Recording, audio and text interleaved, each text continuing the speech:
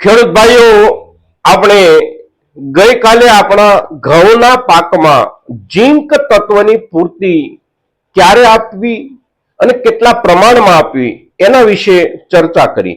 આજે ફરી એક વખત આપણે આપણા ઘઉંના પાક માટે જે અગત્યનું તત્વ છે, ચોથું અગત્યનું તત્વ એનપીકે પછીનું, એનપીકે એટલે કે નાઇટ્રોજન, ફોસ્ફરસ અને પોટાશ પછી તરતનું જે અગત્યનું તત્વ સલ્ફર તત્વ છે એના પર આજે આપણે ચર્ચા કરીએ છીએ. સલ્ફર તત્વ જે સ્વરૂપમાં આપણે વનસ્પતિને આપવાનું હોય છે અને જે સ્વરૂપમાં આપણને ઉપલબ્ધ છે એની વચ્ચેનું જે અંતર છે એ અંતરને સામાન્ય ભાષામાં આપણે સમજવાનો પ્રયાસ કરવો છે અને આપણા ઘઉંના પાક માટે એની કેવી જરૂરિયાત છે, કેટલી જરૂરિયાત છે, કયા ખાતરમાંથી આપણને કેટલું મળ્યું છે અને એકંદર હવે પછી પૂર્તિના સ્વરૂપમાં આપણે આપણા પાકમાં, ઘઉંના પાકમાં સલ્ફેટ કયું આપવું, આના વિશે જ્યારે આપણે વિગતે ચર્ચા કરીએ છીએ ત્યારે આ વિડીયોમાં આપ સૌ બન્યા રહેજો મિત્રો. નમસ્કાર ખેડૂત મિત્રો, જય કિસાન, જય ભારત. ખેડૂત ભાઈઓ, આ વર્ષે આ સિઝનમાં આપણે ડીએપી ખાતરની બિલકુલ ગેરહાજરીમાં વાવેતર કરી રહ્યા છીએ. લગભગ મોટા ભાગના વિસ્તારોમાં ડીએપી ખાતરની ઉપલબ્ધિ નથી અને એના કારણે આપણે ડીએપી ની જગ્યાએ બીજા કોઈ પણ વૈકલ્પિક પાયાના ખાતરોનો ઉપયોગ કરી રહ્યા છીએ. જેમાં કેટલીક જગ્યાએ એનપીકે 12, 32, 16 આપણને ઉપલબ્ધ છે તો ત્યાં એ ખેડૂતોએ એ ખાતરનો ઉપયોગ કર્યો છે. અગર તો આગળના દિવસોમાં આપણે વાવેતર વખતે એ ખાતરનો ઉપયોગ કરીશું. તદુપરાંત કેટલાક વિસ્તારોમાં એનપીકે પણ ઉપલબ્ધ ન હોય તો મોટા ભાગે આપણા ખેડૂતો સિંગલ સુપર ફોસ્ફેટનો કાં તો ઉપયોગ કર્યો છે કાં તો કરવો પડશે. એવી જ રીતે 20-20-0-13 એનપીએસ, નાઇટ્રોજન, ફોસ્ફરસ અને સલ્ફર, 20% નાઇટ્રોજન, 20% ફોસ્ફરસ અને 13% સલ્ફર સાથેનું જે પાયાનું ખાતર અત્યારે આપણને ઉપલબ્ધ છે, આ ખાતરથી આપણે આપણી પાયાની જરૂરિયાત આપણા ઘઉંના પાક માટે પૂરી કરી રહ્યા છીએ. હવે આ પૈકી જે એનપીકે છે એની અંદરથી આપણને સલ્ફેટ નથી મળતું. એમાંથી આપણને 3 મુખ્ય પોષક તત્વો મળે છે, ચોથું તત્વ બાકી રહી જાય છે. એની સામે સિંગલ સુપર ફોસ્ફેટમાંથી આપણને 2 તત્વો મળે છે, મુખ્ય પોષક તત્વો, અને 5મું એક ગૌણ તત્વ કેલ્શિયમ જે છે એ આપણને એમાંથી મળે છે. પણ એમાંથી આપણને સલ્ફર મળવા પછી પોટેશિયમ નથી મળતું. અને એવી જ રીતે 20-20-13 જે આપણે વાપરીએ છીએ એમાંથી આપણને પોટેશિયમ નથી મળતું. એટલે પોટેશિયમ માટે, પોટેશિયમની પૂર્તિ માટે આપણે પોટાશ જુદા જુદા સ્વરૂપમાં ઉપયોગ કરી શકીએ છીએ. હવે પોટાશ કેવા રૂપમાં અને ક્યારે ઉપયોગ કરવાનો છે એના ઉપર આપણે વિશેષ ચર્ચા એક બીજા વિડીયોથી કરીશું. પણ આ વિડીયોમાં આપણે જે ચર્ચા કરવી છે એ સલ્ફેટ ખાતર પૂર્તિ આપણે ચર્ચા કરવી છે. તો આપણે પાયાના ખાતર તરીકે 20-20-13 વાપર્યું છે તો આપણને કેટલુંક સલ્ફેટ ઉપલબ્ધ થઈ શક્યું છે. સાથે સાથે આપણે સિંગલ સુપર ફોસ્ફેટ વાપર્યું છે તો એમાંથી જે 11% આપણને ફોસ્ફેટ મળે છે એના કારણે આપણા વાવેતરને, આપણી જમીનને ફોસ્ફેટની અમુક અંશે પૂર્તિ થઈ ચૂકી છે. પણ આપણે એનપીકે 12-32-16 વાપર્યું છે તો આપણા ઘઉંના પાકની ખાસ જરૂરિયાતના રૂપમાં આપણે કોઈને કોઈ સમયે, એટલે કે એના વાનસ્પતિક વિકાસના સમય દરમિયાન આપણે અવશ્ય સલ્ફેટ આપવું જરૂરી છે.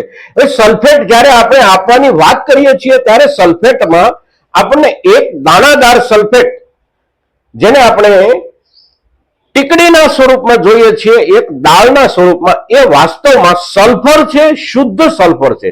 હવે શુદ્ધ સલ્ફર જે છે એ શુદ્ધ સલ્ફર સંપૂર્ણપણે જમીનમાંથી સીધું છોડ દ્વારા અવશોષિત થઈ શકતું નથી, કારણ કે એનું બંધારણીય સ્વરૂપ આ પ્રમાણેનું નથી.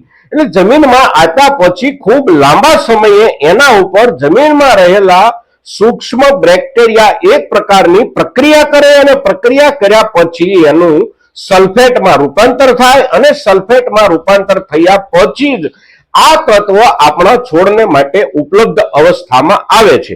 સ્વાભાવિક રીતે સલ્ફર જે છે એ સંપૂર્ણપણે કુદરતી શુદ્ધ તાત્વિક પદાર્થ છે અને એની અંદર દરેક પરમાણુ સલ્ફરના હોય છે.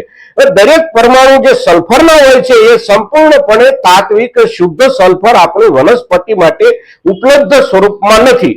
ઉપલબ્ધ સ્વરૂપ જે એનું જે છે એ છે સલ્ફેટ સ્વરૂપ. અને સલ્ફેટ સ્વરૂપ સલ્ફરમાંથી રૂપાંતરિત જ્યારે થાય છે ત્યારે એના પરમાણુઓના બંધારણમાં અને પરમાણુઓની હાજરીમાં બહુ મોટો ફેરફાર થઈ જતો હોય છે. વિજ્ઞાન એને ભૌતિક વિજ્ઞાન એને સલ્ફેટ સ્વરૂપ કહે છે અને આ જે સલ્ફેટ સ્વરૂપ છે એ જ આપણી વનસ્પતિ માટે ઉપયોગી સ્વરૂપ છે. એટલે જે ટીકડીના રૂપમાં આપણે સલ્ફર આપીએ છીએ એનો સીધો લાભ થતો નથી. જમીનમાં ગયા પછી જમીનની પ્રક્રિયાના અંતે ધીરે ધીરે એનો ફાયદો આપણા છોડને મળતો હોય છે.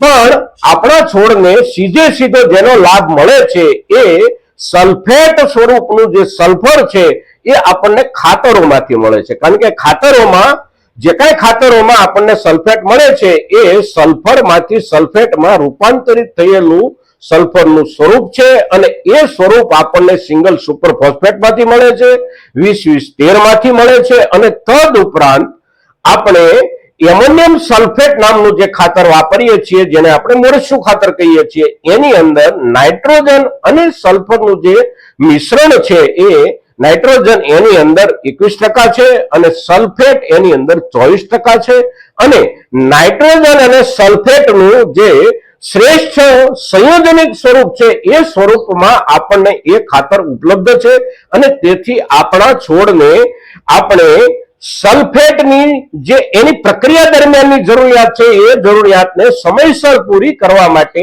આપણે પૂરતી ખાતર તરીકે ઓછામાં ઓછું 1 થી 2 વખત એમોનિયમ સલ્ફેટનો ઉપયોગ અવશ્ય કરીએ. એમોનિયમ સલ્ફેટનો ઉપયોગ કરવાથી આપણે આ છોડની નાઇટ્રોજનની જરૂરિયાતની સાથે સાથે સલ્ફરની જરૂરિયાતની પણ પૂર્તિ થઈ શકે છે. આપણે એસએસપી એટલે કે સિંગલ સુપર ફોસ્ફેટ વાપર્યું છે તો 11%ના રૂપમાં એમાંથી સલ્ફેટ મળ્યું છે, તેમ છતાં પણ એમાંથી ઘટ રહેતી હોય છે અને તેથી આપણે એમોનિયમ સલ્ફેટના રૂપમાં 1 ડોઝ અવશ્ય આપણા ઘઉંને આપીએ. આપણે 20-20-13 વાપર્યું છે તો પણ 1 ડોઝ અવશ્ય આપીએ એમોનિયમ સલ્ફેટ એટલે કે મોરસિયા ખાતરનો, અને આપણે જો એનપીકે વાપર્યું છે તો 2 વખત અવશ્ય આપણે મોરસિયા ખાતરનો ડોઝ આપણા ઘઉંના પાકને આપીએ. મિત્રો, આજના દિવસે આપણા ઘઉંના પાક માટે સલ્ફરની જરૂરિયાત અને એની ઉપલબ્ધિ પાયામાં કેવી રીતે થઈ શકે અને પાયામાં નથી થઈ તો પૂરતી ખાતરના રૂપમાં કેવી રીતે આપણે કરી શકીએ એની જ્યારે આપણે ચર્ચા કરીએ છીએ ત્યારે આપણી આ ચર્ચાનો વિડીયો મહત્તમ ખેડૂતો સુધી પહોંચે એવા આપ સૌના તરફથી પ્રયાસો થાય એવી અપેક્ષા સાથે જય કિસાન, જય ભારત.